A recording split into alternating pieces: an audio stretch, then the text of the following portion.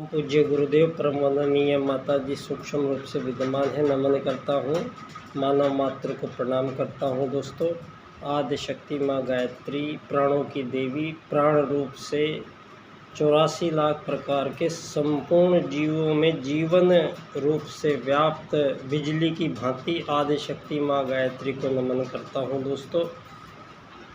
दोस्तों मानव के साथ साथ 84 लाख प्रकार के जितने भी जीव जंतु धरती पर निवास करते हैं, दोस्तों सभी जीव जंतुओं का जो शरीर बना है वो एक ही मटेरियल से बना है।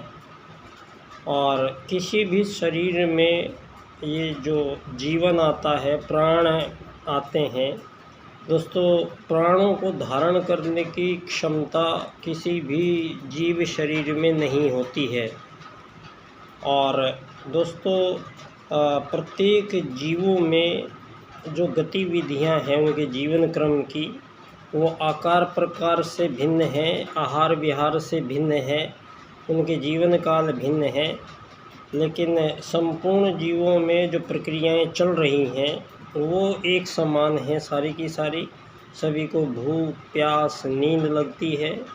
सभी छोटे से छोटे जीव भी अपने बच्चे पैदा करते हैं और अपने बच्चों को सुरक्षा, भोजन, आवास, ये सभी कुछ व्यवस्थाएं करते हैं। और ये करोड़ों साल से, अरबों साल से जब भी मानव धरती पर आया है, इसके साथ साथ ये बहुत सारे जिंदा जीव जंतु, वृक्ष, वनस्पति मानवों के लिए है और मानव इनके लिए है। आत्मत सर्वभूतेषु वसुधैव कुटुम्बकम के 2 वैदिक सूत्रों से इस सृष्टि की संरचना धरती पर हुई है। पूरे ब्रह्मांड में जो ये संरचना हुई है दोस्तों, इसमें सभी जीव आते हैं, छोटे बच्चे पैदा होते हैं, फिर धीरे धीरे बड़े होते हैं, जवान होते हैं और बूढ़े होके मर जाते हैं।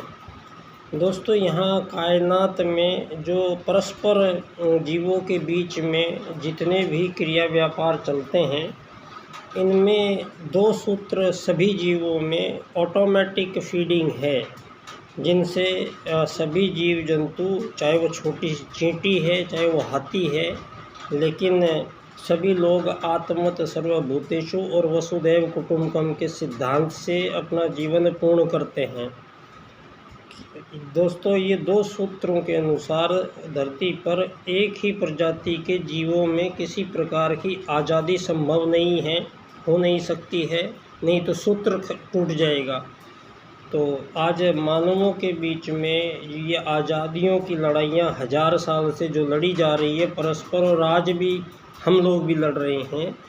दोस्तों यहाँ ये परमात्मा द्वारा निर्धारित की गई स्थितियाँ नहीं हैं, ये मानवों के धरती पर आने के बाद, और मानव जिसको विशेष कार्य सौंपा गया था, संपूर्ण जीव जंतुओं की, वृक्ष वनस्पतियों की, संपूर्ण पर्यावरण की सुरक्षा का एक्स्ट्रा भार लेके मानव सर्वश्रेष्ठ परमात्मा का अंश धरती पर आता है।